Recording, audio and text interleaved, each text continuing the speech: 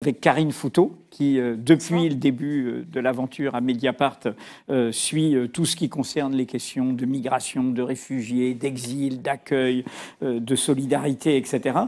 Karine, tu étais la semaine dernière, comme beaucoup d'autres journalistes, on va parler de ces questions d'émeutes journalistes à Calais au moment du démantèlement de ce mot terrible qui s'est imposé, y compris nous, on le met avec des guillemets, ce sont des humains et on parle de la jungle. C'est terrible, comme si on était face à des sauvages, face à un refuge de bêtes sauvages. Écoute, tu vas nous raconter, Karine, et pendant que tu vas raconter, on verra des photos de Bertrand Godillère, qui a suivi cela régulièrement pour Mediapart, qui était, d'ailleurs, vous pouvez les retrouver sur Mediapart avec des légendes de Catherine Monet. Mais j'ai retrouvé, pour préparer ça, ce que tu as publié il y a 3 ans de ça, 4 octobre 2013, de Lampedusa à Calais, le drame de l'Europe. Tu n'avais pas encore été à Calais. En prolongé de cet article, tu mettais un appel des réfugiés syriens de Calais qui disait que la France les accueillait mal.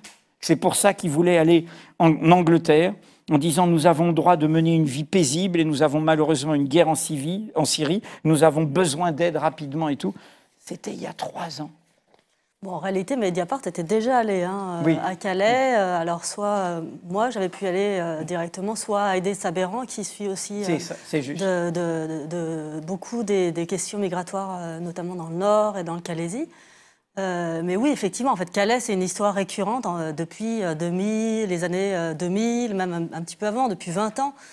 C'est une histoire qui revient sans cesse pour des questions géographiques. Calais, c'est la porte d'entrée la plus rapide pour aller en Angleterre. Les migrants le savent bien, évidemment, et donc s'y retrouvent de manière cyclique, au gré des conflits dans le monde, s'y retrouvent et se font pourchasser, se font mettre dans des hangars, comme c'était le cas avec Sangatte, que Nicolas Sarkozy a fermé en 2002-2003.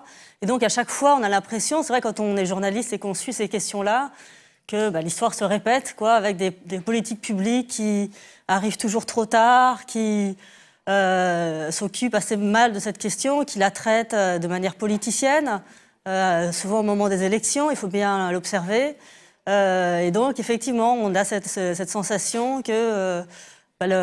l'histoire se balbutie, se répète et que, évidemment, ça risque à nouveau de se reproduire là, puisque là, effectivement, il y a ce démantèlement qui a eu lieu. François Hollande est très content, très satisfait de pouvoir dire que la jungle est vide. Mais évidemment, ce qui va se passer, c'est que d'ici quelques jours, quelques semaines, à nouveau, des gens vont arriver. À Paris, à Stalingrad. Ah ben déjà, mais bien sûr aussi dans le Calaisie, tous les réfugiés qui affluent par toujours Lampedusa, qui remontent là en ce moment tranquillement. On voit tes articles actuellement. Et moins tranquillement par Vintimille, Nice, Menton, et qui ensuite remontent par la gare de Lyon, Paris, etc. Et vont se retrouver forcément dans le Calaisie. Et Hollande a beau dire que... la jungle est démantelée, que l'opération a réussi.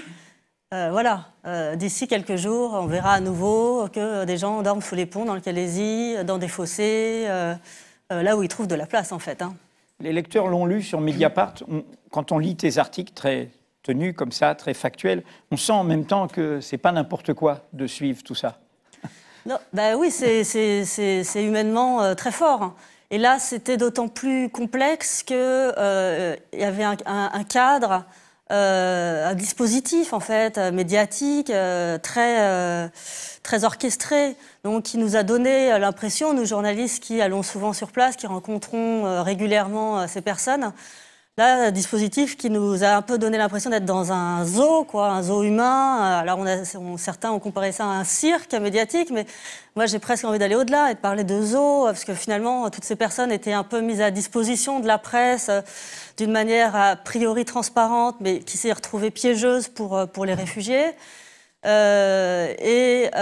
en même temps, avec toujours la possibilité de faire son travail, puisque finalement, quand on a le souhait et la possibilité d'aller au-delà, d'avoir du temps et de pouvoir raconter vraiment les choses, il suffit d'aller un peu plus loin dans les campements, de se perdre dans les chemins qui sont très nombreux, enfin qui étaient très nombreux dans la jungle, et de rencontrer des gens, de prendre le temps, de discuter, voilà, d'essayer de comprendre pourquoi ils sont là, ce qui leur arrive, leurs désirs, leurs ambitions, leurs projets. Enfin, voilà, finalement, il est toujours possible de faire son travail, mais c'est vrai dans des conditions là un peu éprouvantes du fait de cette mise ce côté offert du dispositif. Est-ce qu'il n'y a pas un paradoxe comme une réalité qui ne serait ni tout à fait noire ni tout à fait blanche? On a traité tous les problèmes et toutes les limites de cet acte très préélectoral, comme tu disais, mais en même temps, à l'occasion de la dispersion dans les accueils, j'étais en Bretagne pour des débats pour Mediapart, j'ai vu tout d'un coup ce qu'on n'a pas vu il y a 2 ans, ce qui n'a pas été organisé, Refugees Welcome, des villages qui accueillent, qui se sont mobilisés. Est-ce qu'il n'y a pas eu aussi des formes de solidarité plus nettes? Non, il faut dire que 5 à 6 000 personnes ont été envoyées dans des centres d'hébergement. Donc l'État dit mise à l'abri. Effectivement, on pourrait revenir sur toute cette terminologie assez épouvantable qui est reprise par la plupart des médias. Mais effectivement, 5 à 6 000 personnes ce soir vont dormir sous un toit. Moi, les Soudanais que j'ai le plus suivis depuis 3 semaines sont aujourd'hui dans un centre d'hébergement géré par Adoma à Marseille. Ils n'ont toujours pas vraiment décidé ce qu'ils voulaient faire, mais bon, voilà, ils sont dans un lieu à l'abri avec des repas possibles et un endroit pour réfléchir un peu à leur parcours. Et l'accueil, effectivement, a vraisemblablement, là d'après en tout cas les premiers échos qu'on a, été plutôt favorable, malgré toute la polémique que la droite a essayé de monter depuis quelques semaines. Finalement, à chaque fois qu'il y a une petite manif anti-FN, il y a eu beaucoup plus d'habitants qui étaient là pour applaudir à la sortie des bus et puis pour essayer d'encourager les personnes qui arrivaient là. En fait, ça n'empêche pas de dire que cette opération est une opération qui pose vraiment beaucoup de problèmes. Puisque pourquoi l'État a-t-il attendu si longtemps pour 3 ans. Voilà, 3 ans. Enfin, là, en l'occurrence, même sur ce lieu-là, c'est 2 ans, cet espace que l'État avait proposé, qui était toléré par l'État. Pourquoi a-t-il attendu 2 ans avant d'organiser des hébergements? Et puis, une fois que la décision a été prise, tout, là, pour le coup, c'est fait dans la précipitation. Il a fallu faire tout en 3-4 jours, de manière justement comme ça, un peu bestiale, quoi. Le ministère de l'Intérieur me parlait de gestion de foule. Et oui, ils ont raison, c'était ça. Il fallait déplacer 6 à 7 000 personnes en l'espace de 3-4 jours. Là, beaucoup d'associations qui travaillaient sur place depuis très longtemps, déjà regrettaient le fait que ce n'ait pas eu lieu avant, et qu'une fois que décision avait été prise, que les choses s'étalent de manière plus progressive dans le temps, pour que, par exemple, les réfugiés sachent où ils iraient, où ils seraient emmenés. Là, le matin même, quand on a mis des bracelets aux réfugiés pour leur indiquer, pour prendre le bus, ils ne savaient pas dans quelle ville ils iraient. Donc on sent que tout ça a été fait, outre ce que je viens de dire, dans un cadre légal assez flou, qui est en fait difficile aujourd'hui à analyser parce que, notamment les avocats, il faut quand même savoir, 800 journalistes étaient présents, mais les avocats n'ont pas pu entrer sur la zone, ce qui est quand même problématique. Du coup, dans l'analyse de comment s'est passée cette opération, comment elle a pu déraper à des moments, je pense qu'on va manquer d'informations, il va falloir continuer d'essayer de travailler. Il y a un raté monumental sur les mineurs, peut-être qu'on peut y revenir. On n'a plus le temps, mais je signale juste que ton dernier article était là-dessus, avec une nuit que tu as passée, tu racontais la nuit de mineurs isolés. Non, j'y étais pas, mais effectivement, je l'ai fait raconter par les personnes qui étaient sur place. Oui, tout à fait. On a raconté et on va suivre ça. C'est des histoires, effectivement, qu'on va continuer dessus, parce que l'opération est loin d'être terminée et on va en voir les effets, en fait, dans les semaines qui vont venir.